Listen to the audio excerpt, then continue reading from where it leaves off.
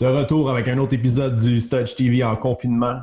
Aujourd'hui, on rejoint de Québec directement, mesdames, messieurs, le numéro 12, Oswey Pele. Comment ça va? Ça va bien, ça va bien. On est en forme. Il fait un petit peu beau aujourd'hui dehors. Fait que ça va bien, man. Puis, On est comme un petit peu tout le monde, confinement, puis on essaye de faire de notre mieux. On essaie de faire des choses différentes en espérant que tout ça redevienne. Non. normal. Ouais. Puis, parlant du confinement, toi, tout va bien? Tu as gardé ta job avec la famille, la petite, tout va bien chez vous? Ben écoute, ma blonde, elle est essentielle. Donc, elle a continué à travailler d'ici de OK. la maison à tous les jours. Donc, il a fallu quelqu'un qui s'occupe de la petite, qui s'occupe de Naila. Alors, c'est moi qui ai hérité par défaut de ce travail-là. Mais écoute, En même c'est temps, c'est cool. Tu sais, moi, j'ai passé 3 ans de ma vie à quasiment pas la voir, là, ces 3 premières années de vie. Quand elle est née, moi, que je tu suis parti travailles. avec les Jays. Fait que passer du temps avec elle, c'est super. Fait que, tu sais, il y a un côté positif à ça en ce moment pour toi, là. Écoute, tellement, là. Tu sais, j'ai juste passé du temps que j'ai pas pu avoir avec elle avant. Du temps de Et surtout qualité. à cet âge-là, c'est malade.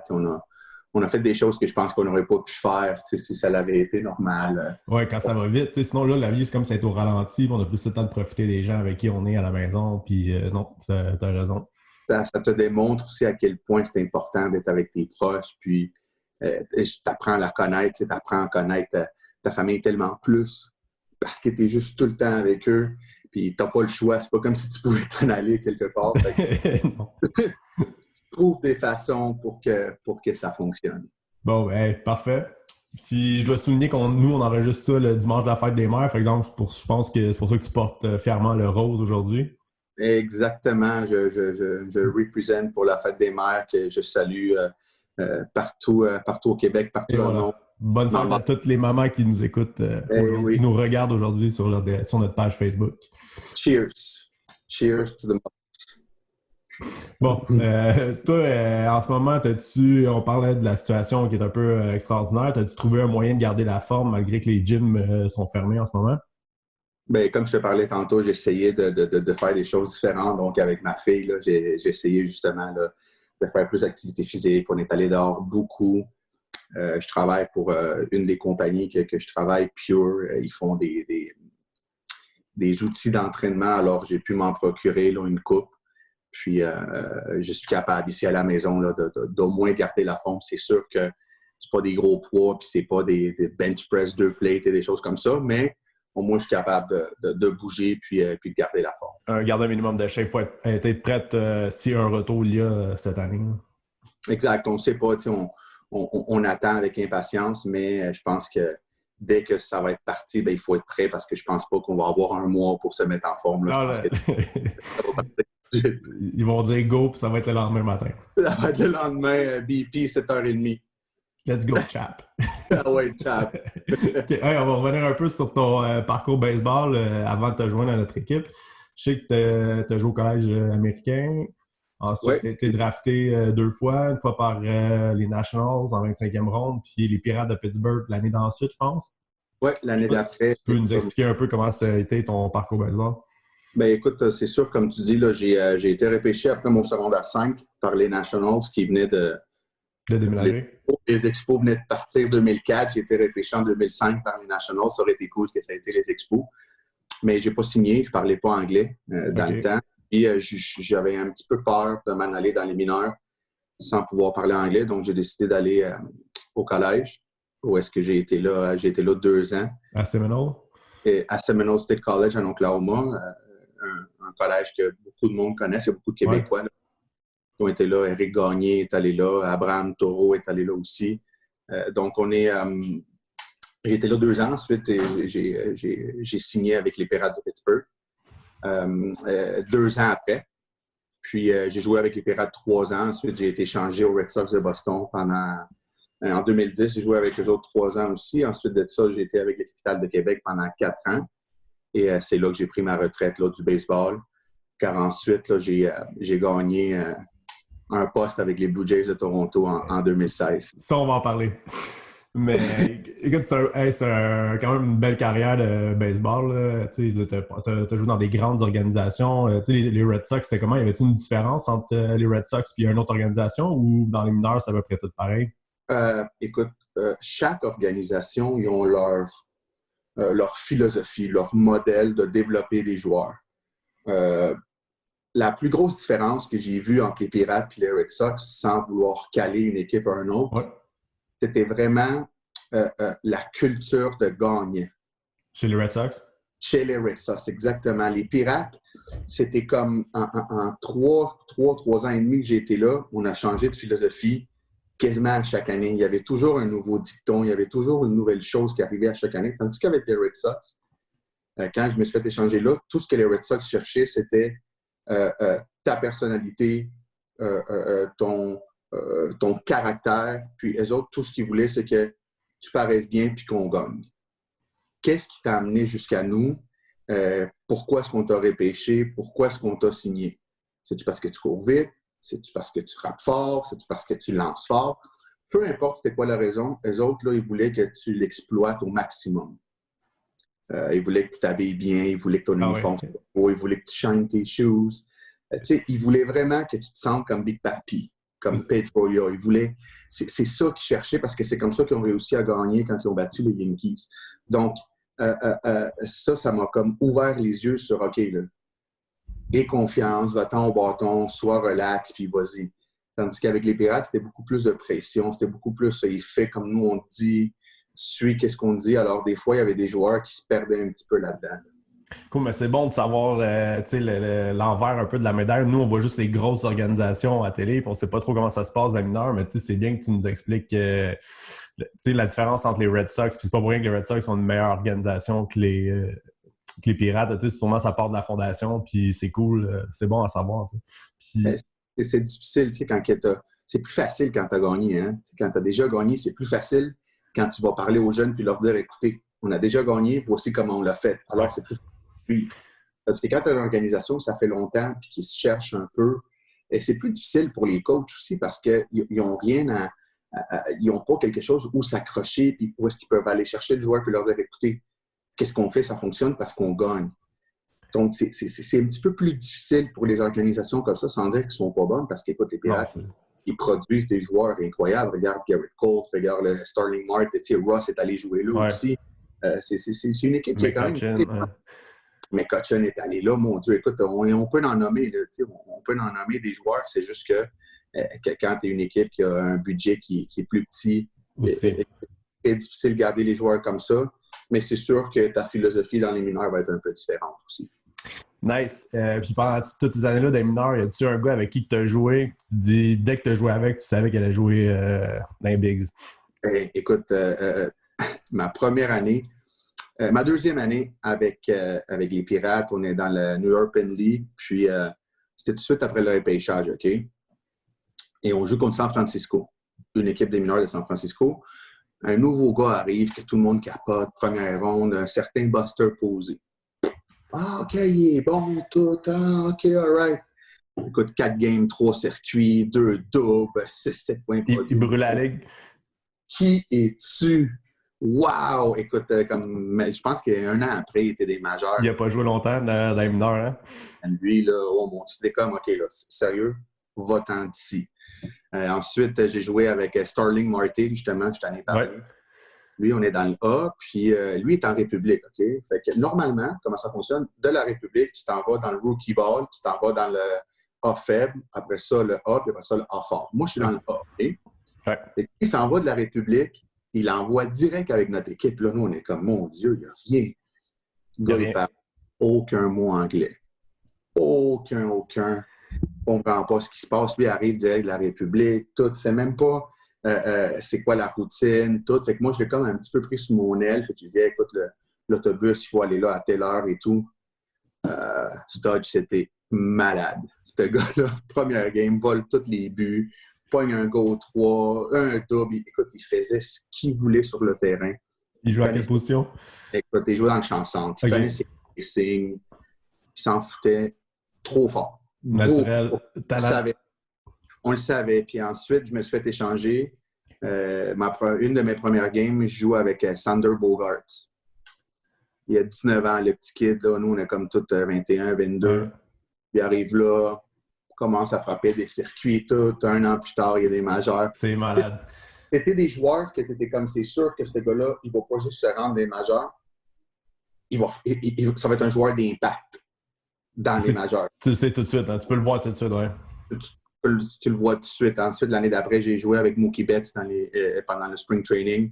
Puis on était comme, OK, toi aussi, va-t'en. Genre, t'es dans une autre ligue. Là, vas-y, mon ami, là, t'es bon. Fait que, il y en a beaucoup comme ça que t'étais sûr de leur shot. Il y en a d'autres qui se sont rendus après, puis tu voyais qu'ils devenaient super bons, mais... Il y en a qui ont travaillé plus fort, mais il y en a qui sont nés avec ça. Il y a un talent fou. Puis ces gars-là travaillent fort aussi, là, sans leur enlever. Oui, ils ont du talent, mais c'est des gars que je viens de te nommer qui travaillaient fort. J'ai joué contre Altuve, puis c'était pareil, on était comme lui, il se rendra jamais. Là, tu sais comment il est petit et tout. Ouais. Je vais frapper 350, 400 des mineurs. Lui, il a dû mettre les bouchées doubles probablement pour se rendre à cause de sa grandeur. C'est sa grandeur, exactement. Donc, tu sais, c'est sûr qu'il y a beaucoup de joueurs comme ça, mais comme tu dis, là, il y en a certains que c'était comme beaucoup trop évident. Là. Ah ouais, hein? Puis de nommer des joueurs assez connus, c'est hot. Moi, en tout cas, à part avoir joué avec toi puis Marlo, j'ai pas joué avec grand monde de très, très bon ou connu au baseball. Pour nous, c'est tout le temps un peu impressionnant. Là. Ben, écoute, ça l'était pour moi aussi, même étant là. J'ai eu la chance de catcher Josh Beckett quand j'étais en dehors, puis t'es comme, mon Dieu, wow! Il lançait fort. C'est pas juste fort. C'est précis. Ouais. Précis, la curveball, beaucoup plus de rotation. Tu sais, des choses que ça reste une curveball, mais c'est juste que t'es comme, OK, j'ai jamais vu ça. Tu vois le gap entre les gars pros, MLB et les mineurs, c'est ça qui arrive, hein? Exactement. Tu sais, c'est le... oui, c'est presque pareil, c'est les mêmes vitesses et tout, mais la différence, là, tu peux la voir. Cool. Puis là, ça t'a amené avec les Blue Jays de Toronto, avec un rôle d'interprète. Oui. Mais là, tu as vécu le trip des majeurs. Il faut que tu nous parles un peu de ça. Là. Comment c'était? J'ai vécu, tu sais, mon rêve depuis que j'étais tout jeune, c'est de me rendre des majeurs comme joueur. Ouais. Depuis que je me rappelle. Là. Mon dernier souvenir depuis que j'étais plus jeune, c'est bon, je veux être comme Omar Vizquel, je veux être des majeurs. Là, bon, boum, je me rends des majeurs complètement par une autre porte, tu sais, une porte de plus de c'est soutien. C'est inattendu, mais en même temps, tu vas être content. Tu sais, j'ai dû quand même passer toutes les entrevues. On était quand même beaucoup à passer des entrevues, puis c'était pas juste une entrevue, c'est une entrevue avec les Blue Jays, après ça avec le front office, après ça avec la MLB. Tu sais, c'était beaucoup, beaucoup de choses, background check, et ci et ça. Écoute, c'était vraiment malade. Puis bon, j'ai la chance d'être là. Puis je te dirais que les 2-3 premiers mois que j'étais là, c'était vraiment le rêve. Tu sais, j'étais comme, mon Dieu, je peux pas croire que je suis ici et tout. Mais je te dirais que tout le reste du temps que j'ai passé là, pour moi, c'était comme aller à l'école. C'était comme aller à l'université. Là. J'étais comme, OK, je suis à Harvard, je suis à Princeton, je suis à MIT. Je suis comme, il n'y a pas une meilleure école que la MLB pour le baseball. Il n'y en a pas d'autres. Non, c'est ça. Tu côtoies les meilleurs à chaque jour. Hein. Exactement. Puis en plus de ça, j'ai la chance d'être avec une équipe qui était en feu pendant ce temps-là. Tu étais là des bonnes années, là, c'est ça que j'allais dire, ouais. J'avais Donaldson, Batista, Encarnacion, Ross, Tulo, Dickey, Estrada, Sanchez, Stroman, c'était Pillar. Écoute, là, wow! Puis j'arrête pas d'apprendre. Fait que moi, je me suis dit, bon, reviens sur Terre, là, apprends. Fait que là, mon rôle, en plus, il commençait à monter parce que je n'étais pas juste traducteur. Je m'en allais, je lançais les pratiques au bâton, je lançais dans les cages avant les matchs, je m'en allais avec le coach des frappeurs, toujours des cages avant la pratique au bâton, je faisais les roulants avec l'infield, donc j'avais la chance de tout voir. Tu faisais partie de l'équipe, là. Exactement, j'avais mon uniforme, j'étais dans le dugout, j'attendais les conversations, j'attendais comment les gars se préparaient, je voyais comment ils regardaient la vidéo, je voyais à quoi ils pensaient, tu sais. Puis en plus de ça, j'avais leur âge un peu, donc ces gars-là, ils me traitaient comme si j'étais un des leurs. Il y avait beaucoup de monde dans l'organisation qui les voyait juste comme des gars qui, oh mon Dieu, c'est des étoiles, ils sont riches, fait qu'on leur parle pas trop et tout. Moi, ils me voyaient juste comme un des leurs, fait que je pouvais avoir beaucoup plus d'insight pendant le BP. Là. Tu le sais, quand nous, on fait des BP, on s'en va dans le champ, on s'en va parler de la veille, on s'en va parler de cette équipe-là, on s'en va parler de ça. On parle pas juste de ça, on parle de plein de choses. On parle de nos familles, on parle de nos amis, on parle de nos blessures, on parle de plein de petites choses. Et j'avais la chance d'avoir ça aussi. Et tu avais ces discussions-là avec Batista, puis Russell, puis exact. Encarnacion. Tu apprenais à les connaître aussi, pas nécessairement juste comme joueur de baseball, mais comme personne aussi. Fait que tu pouvais voir un petit peu c'était quel genre de vibe et tout. Donc, je te dirais, c'est que ça a été un rêve et tout, mais après ça, c'était carrément de l'apprentissage pour moi. J'apprenais pas juste des baseball, j'apprenais aussi des trainers, parce que, tu sais, on avait des trainers. C'est des trainers pros aussi, là. Ouais. Exactement, et de montrer comment éviter des blessures. On avait des docteurs partout, tu sais, on avait de tout. Donc, pour moi, c'était comme, OK, il faut que je profite de tout ça pour ensuite, tu sais, que je puisse le montrer, que je puisse le démontrer aux jeunes. Tu sais, c'est comme, wow, man, c'est de l'information qu'on n'aurait plus jamais à avoir. Puis ça m'a démontré à quel point que je pensais que je connaissais le baseball. Mais oui, je le connaissais, mais pas tant. C'est malade la façon que tu nous en parles. Là, c'est, je l'avais pas vu de même. Moi, dans ma tête, c'était juste, hey, il côtoie les gars des majeurs, c'est cool, c'est la vie de star. Mais j'avais jamais vu ce côté-là de jouer dans les majeurs. C'est donc bien cool. Là. C'est sûr que c'est de l'expérience qui ne s'achète pas nulle part ailleurs. Là. Ça, c'est raison, exactement. Si tu comptes, là, c'est 25 joueurs, il y a 30 équipes. Là, on parle de quasiment 500, 600 joueurs, plus le staff. Quelle est la chance que tu sois avec une équipe des majeurs à tous les jours? Et écoute, là, c'est pas beaucoup de personnes. Alors, non. Moi, je savais pas quand est-ce que ça allait finir. Alors, à chaque jour, je profitais. Là. Je profitais. Puis pour moi, profiter, c'était apprendre. Oui, j'ai été dans d'autres stades, j'ai pris l'avion, on a célébré quand on était dans les playoffs et tout. Oui, ça, raconte-nous un peu ces histoires-là aussi après. Là. Ça, j'ai profité, mais je pense que le plus important, je pense que j'aurais regretté si j'aurais juste eu du fun, puis j'aurais pas appris. Ça aurait été comme une waste. Ça aurait été vraiment du gaspillage. 100% raison. C'est vraiment que tu l'as vu puis le vécu de la meilleure façon possible. Puis écoute, je pensais pas. Tu me prends flat foot un peu. Je m'attendais pas à ça. C'est nice. Je trouve ça cool. Ah non, mais c'est certain. Puis tu sais, quand tu parles des playoffs. Ouais, c'est ça. Tu as vécu les playoffs avec les Jays quand le stade était plein. Malade, tu sais. Tu joues 162 matchs, là, puis tu te rends des playoffs, t'es comme « here we go », tu sais, wow! Parce qu'au baseball, il faut le dire, c'est plus compliqué qu'au hockey, mettons, là, de se rendre des playoffs. Là. 162 matchs. Mettons, quand t'es 20 matchs en arrière de la première place, là, t'as pas tant de chance de te rendre, tu sais. Non, puis il y a moins d'équipes aussi qui font les séries. Là. Je sais qu'ils ont rajouté une équipe au fil des années, là, mais il y a beaucoup moins d'équipes qui font les playoffs au baseball, donc c'est 2 fois plus dur de jouer dans les séries. Là. Très dur, puis en plus, l'équipe qui rajoute, c'est un match. Oui, c'est ça. T'étais-tu là l'année contre les Rangers du Texas avec le bat flip et tout? Ou... Et j'étais là l'année d'après. Ah, OK. Et ça, quand Batista s'est fait... par indoor. Ouais. Et je faisais le vidéo cette journée-là, donc j'avais tous les écrans devant moi. J'avais 3 écrans avec tout. Écoute, après ça, les joueurs sont venus, puis « Hey, montre-moi ci, qui m'a frappé, comment qui m'a pris. » Écoute, tu voyais du monde qui choquait. Ross, il me dit « Hey, va voir ça, qu'est-ce que j'y ai fait. » J'avais toutes les caméras partout. Fait que, tout avait l'input direct de... Ah, ouais. Tout. Fait que c'était fou. C'était fou. C'était... écoute, je me rappelle quand on a gagné à Toronto contre les Orioles, quand Encarnacion a frappé son walk-off en 9e manche, puis... il a fallu que j'aille traduire pour lui et Carrera. Tellement des caméras en avant de moi.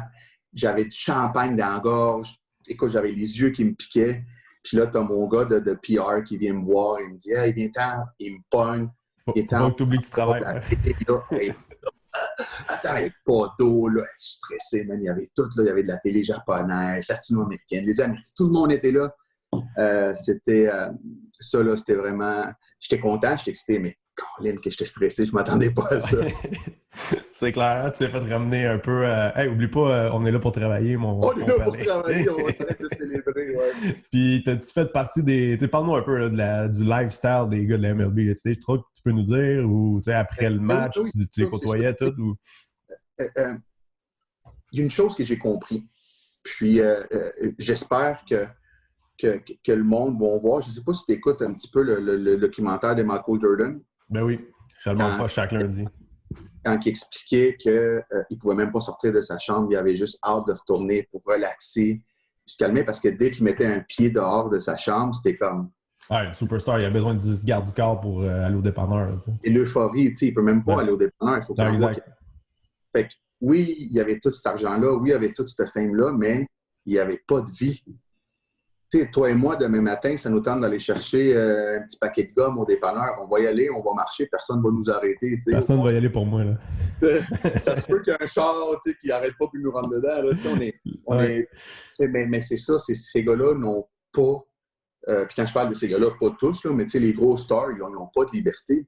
C'est difficile des fois. Je comprends que le monde sont comme ah, j'aimerais être à sa place, ils sont chanceux, ils ont plein d'argent, ci et ça. Jusqu'à quel point j'ai vu beaucoup de gars qui n'étaient pas heureux, tu sais. Parce que justement. C'est trop pour eux. Hey, Stodge, tu sais, t'es 3 en 4, 3 en 4, 2 en 3. T'es 0 en 3, puis là, il faut t'échanger. T'es le pire joueur, ci et ça. Ça change vite dans le sport professionnel, là. C'est incroyable. C'est aussi bon que ta dernière présence au bâton. Ta présence au bâton, ta dernière game. Tu peux gagner 10 games de suite, t'arrives, t'as un mauvais start au mauvais moment, il faut t'échanger. T'as-tu mal dormi? T'as-tu mal mangé? Tu sais, t'es plate, mais des fois, c'est un petit peu des bêtes de cirque. Tu sais, c'est pas de leur faute s'ils font de la grosse argent. C'est pas de leur faute. C'est nous. C'est tout nous. Quand je parle de nous, c'est tout nous. Tu sais, les contrats télé, la pub autour, tout le kit de commanditaires, puis c'est ça.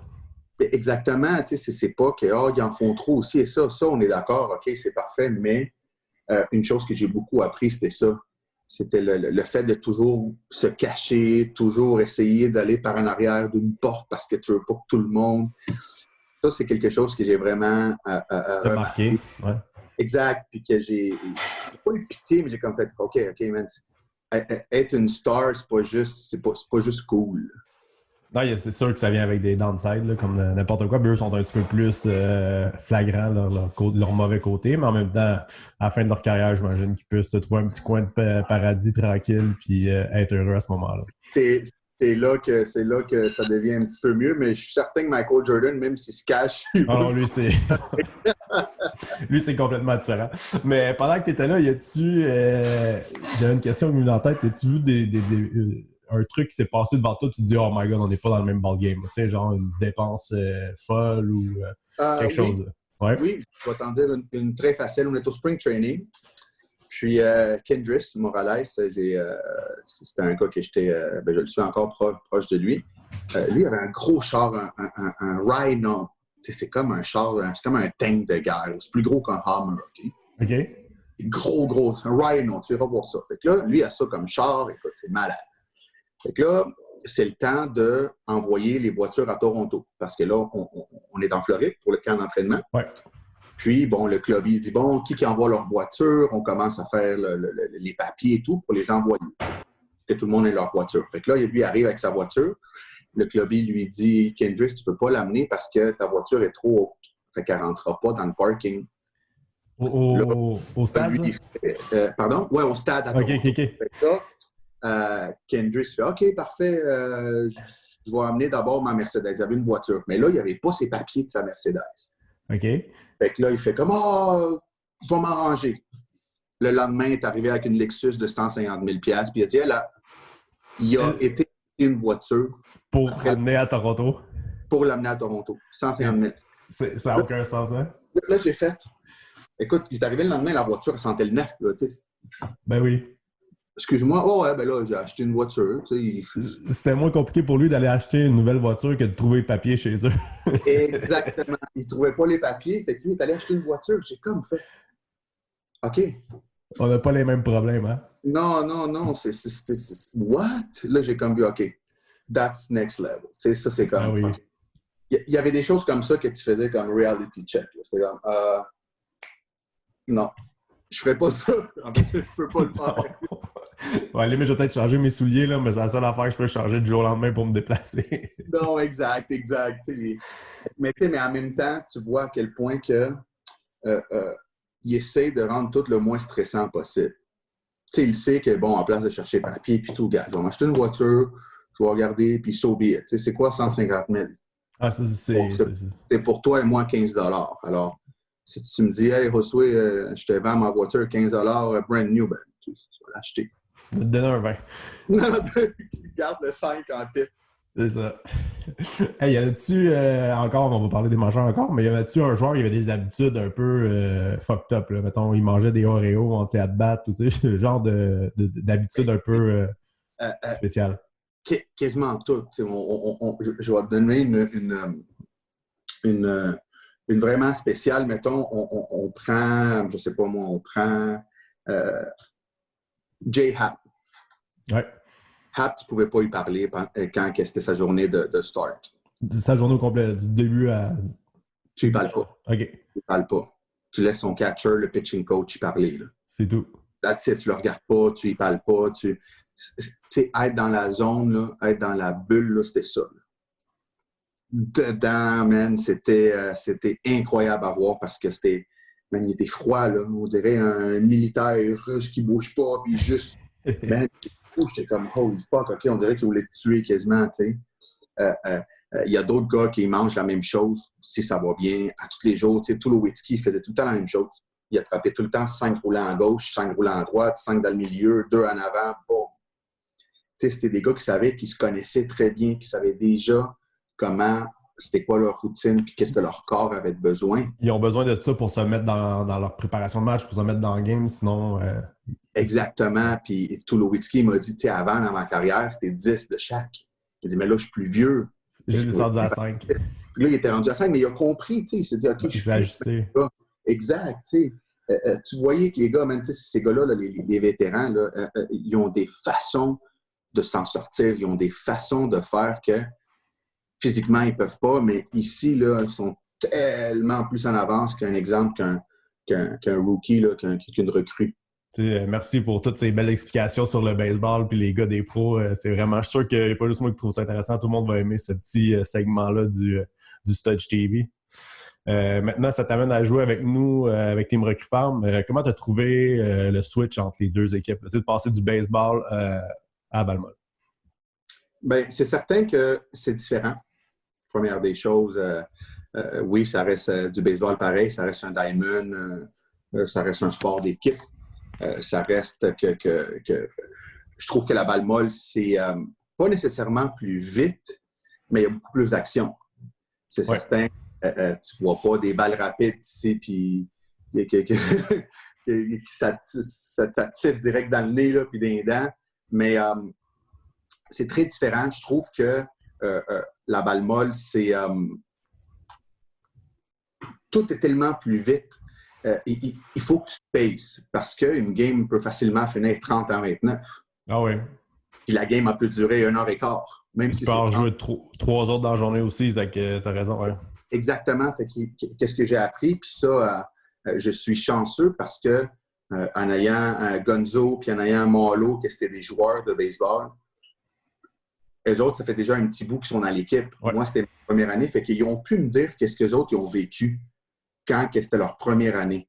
Ils m'ont dit, hey man, je pensais que c'était comme ça. Fait que des fois, je courais trop vite, des fois, je courais pas assez vite, des fois, je faisais ci. Donc, puis c'est des joueurs qui sont un petit peu comme moi. Qu'est-ce que je veux dire par là? C'est que c'est des joueurs qui vont frapper la balle au champ opposé, qui vont trouver le trou, qui vont aller prendre le deuxième but ou le troisième but sur une balle frappée, un petit peu plus dans le champ. Donc, de ce côté-là, j'ai été tellement chanceux d'avoir des gars qui m'ont tout de suite mis, écoute, nous, on a fait ces erreurs-là, fais-les pas. Alors, pour moi, ça a été un petit peu plus facile, l'ajustement, mais ça reste que l'ajustement, il était continuel. Là. Plus l'année avançait, plus je m'améliorais, plus je trouvais des façons. Puis en plus de tout ça, dans l'équipe, on a des vétérans, c'est des gars qui n'ont jamais joué au baseball, que c'est juste des gars qui ont joué au slow pitch. Alors, ils ont pu me donner aussi toute leur tête. Tu sais, un gars comme exemple, Frank, qui a joué pendant je ne sais pas trop combien d'années. Et une fois, il est venu à Québec, puis écoute, on a mis des comptes, puis il m'a dit, regarde, frappe la balle ici, fais ça. Ça m'a donné un autre step. Jouer avec Forêt, mettons, dans l'infield. Tu sais, Forêt, c'est un gars du milieu. Puis là, il joue aux deux, mais tu sais, lui, toute sa vie, là, c'est un gars qui connaît la game par cœur. Ouais. Au Canada, ça a été un des meilleurs, puis c'est là encore. Il m'a donné beaucoup de trucs, il m'a donné beaucoup de choses. Hey, Pelé, mets-toi ici, on se met là. Puis tu l'as vécu pendant l'année, on a eu des ajustements. Tu sais, des fois, Forêt changeait, moi je m'en allais aux deux pour pouvoir tourner. Tu sais, je pense qu'aussi on a innové un peu cette année dans l'équipe. Je trouve qu'on a fait des choses différentes. Tu sais, des fois, on jouait des gros shifts. c'était vraiment beaucoup d'apprentissage, mais en même temps, je pense que toute l'équipe a comme buy-in aussi. Toute l'équipe a comme, OK, ça fonctionne, ça marche. On a pu comme mélanger un peu La philosophie baseball et slow pitch, là, ouais. pitch, exact, parce que des fois, je disais des choses, puis j'étais comme, oh non, finalement, non, parce que, crime, ça marche pas comme ça dans le slow pitch. Fait que je pense qu'il faut vraiment respecter le slow pitch dans le sens que c'est pas tout le monde, là, j'arrive du baseball, c'est plus tough, ça va être correct, tout est facile, ça marche pas comme ça. Au baseball, on ne frappe jamais la balle haute. Au baseball, dès que tu as un circuit, tu es content. Nous, pas nécessairement. On a des limites, on a des frappeurs on a des frappeurs de puissance qui frappent 10. Ouais. Comme on a des frappeurs vite qui frappent 5. C'est toutes des choses que j'ai dû apprendre et que j'ai dû comprendre aussi un peu. Et je pense qu'il y en a encore beaucoup à apprendre. Là. Mais t'as bien fait ça, mon palais. Puis, dans cette saison-là, y a-t-il une équipe que je le demande à tous les gars, là, quelle équipe t'as préféré affronter? Toi, je sais que ça fait juste 1 an, mais c'est pas grave, ton équipe préférée à affronter, mettons, dans la saison? Ben écoute, c'est sûr que les Orioles, c'est une équipe que j'ai adoré jouer. Pas nécessairement juste parce que, c'est le fun et c'est des games émotives, mais je pense que c'est une bonne équipe. C'est une équipe là, qui court, sont méchants, ils ont du chien. Et jamais tu pouvais avoir un retrait facile. Chaque retrait était important. J'ai beaucoup aussi aimé jouer. Je ne me rappelle plus de leur nom, mais on avait joué contre eux au PIF. RDD, je pense. RDD. Avec le deuxième but qui s'approchait dans l'infield. Approchait dans ta face. Ouais. Tu voulais qu'il frappe là. Tu vois que c'est différent. Il n'y a pas juste le côté physique, mais il y a le côté mental que tu vois les gars, des lanceurs, là, même si ça ne lance pas fort, là, c'est une balle donnée. Des lanceurs qui te font de l'attitude, des joueurs qui te font de l'attitude. Fait que je pense que si tu es un petit peu faible mentalement dans cette game-là, ça va te catch-up très vite. Ouais. Tu n'as pas juste 2 at-bats dans une game. Là. Tu as 2 at-bats par manche, des fois. Ouais. Là, des fois, tu en as 4-5. Donc, je trouve ça cool de jouer contre des équipes comme ça. Là. Nice. Puis, toi, dans ta préparation d'avant-match, as-tu des petites habitudes, des trucs à la J-Hap qu'il ne faut pas qu'on te parle de la journée ou tu es plus smooth, mettons, dans tes habitudes? Non, je suis beaucoup plus smooth. J'ai dû changer aussi mon échauffement baseball comparé à la balle donnée parce qu'encore une fois, comme tu dis, des fois, on a joué 5-6 matchs dans une journée. Alors, si tu fais un warm-up de 15 minutes, de 20 minutes à chaque match... C'est beaucoup dans ta journée, oui. À Game 3, tu vas être brûlé. J'ai aussi compris comment faire attention à mon bras. C'est certain que c'est différent. La balle est plus grande, on fait beaucoup plus de relais, même si on fait des relais plus proches. Oui, mais souvent, il faut que tu lances fort quand même parce que le gars, il court 70 pieds et non 90. C'est ça. Exactement. Tu ne peux pas prendre ton temps en défensive. C'est t'attrapes et tu lances. C'est sûr que des fois, vu que j'ai un bras un petit peu plus puissant, des fois, je pouvais prendre mon temps ou faire un jeu que le monde pense que le gars, j'aurais pas de chance, puis je pouvais quand même réussir à cause de ça. Donc, c'est sûr que comme tu dis, là, que c'est différent, mais c'est certain que je m'assure que tous mes muscles sont échauffés, surtout mes jambes, puis mes ischio-jambiers. On le sait, on court. On est fragile au claquage, oui. Puis on n'est pas les seuls. Là. Toutes les équipes contre qui on jouait, il y avait tout le temps 1 ou 2 par match qui finissaient claqués. Oui, surtout que dans ta journée, quand c'est le troisième match de la journée, il fait 30 dehors, il fait chaud, on est déshydraté. C'est pas long de se faire un claquage. Là. Exactement. Ça, c'est quelque chose d'autre que le monde ne comprenne pas. Ils pensent que la balle donnée, c'est une ligue de bière, puis les gars, ils ont du fun. Écoute, c'est peut-être ça dans le tournoi, au terrain ici en bas de chez moi, où est-ce qu'on est 2 équipes et on a du fun. Mais c'est certain que nous, là, ce niveau, c'est ça. Nous, c'est pas nécessairement ça. Là. Cool. Puis là, tu peux aller même au baseball. Là, j'ai une question que j'aime poser à tout le monde. C'est qui le joueur que tu as affronté, que tu as trouvé le plus dangereux? Quand il se présentait au bâton, là, tu te disais, oh my God, pas lui. Là. Mon Dieu. Ben écoute, il y a Buster Poole. Ah non, c'est-tu quoi? Non. Bryce Harper. T'as affronté Bryce? J'ai affronté Bryce. C'est quoi? Je vais t'envoyer une photo que j'ai avec Harper, que je le tag. Je le tag au marbre. Les deux, on est des airs, puis on a un jeu au marbre. Où est-ce que j'ai le tag? J'ai joué contre Harper. Il nous a frappé 4 circuits en 3 matchs, 2 walk-offs. Pour vrai, il était dominant, là, ça n'avait aucun sens. Même quand il swingait puis manquait la balle, ça faisait peur. Ah ouais? Puis était-tu mean, genre déjà son attitude d'un mineur? Ou... Attitude, je suis trop fort pour tout le monde. Tu sais, c'était... méchant, là. Le gars, là, il swingait, là, puis il swingait fort à chaque fois. Tu le savais, là. Tu le savais. Lui, Nice. en va.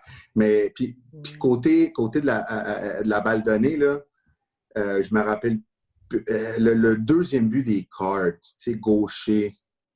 Pennell? Ouais, Dustin Pennell. Dustin Pennell. Lui, là, je l'ai adoré. Ouais. Pas que je le trouvais dangereux ou rien, mais je trouvais que il a un peu le même profil de joueur que toi, là, ouais. Ben, écoute, là, il court, il attrape, il lance, il va aller chercher les balles. J'étais comme, oh mon Dieu. Puis là, j'ai su par après que c'était un joueur de baseball aussi, mais, man, wow! Le gars, là, mais le monsieur, parce que c'est un monsieur. Ouais. C'est une pièce en plus. Il est gros, il est large, puis il est gentil, tu sais. Malgré qu'il a déchiré mes souliers là, pendant les Canadiens, mais ça, c'est pas de sa faute, il est glissé aux deux. On va s'en prendre peut-être pas cette saison, mais l'année prochaine. Ouais. Bon, hey, ça fait déjà le tour du temps qu'on avait. On pensait prendre un 15 minutes. Je pense qu'on a pris 30-35. Écoute, c'était vraiment intéressant. Je te remercie d'avoir pris ce temps-là pour nous. Puis pour moi, ce matin, c'était vraiment cool de t'avoir. Fait que merci. Puis bonne continuité et bonne chance dans le COVID. Cette situation un peu extraordinaire, mon Pelé. Ouais, une situation historique. Oh, j'aimerais souligner aussi que le podcast Balado Show est une présentation de Altamed Pharma. Merci, All right. Scott. Ciao. Salut, man. Take care.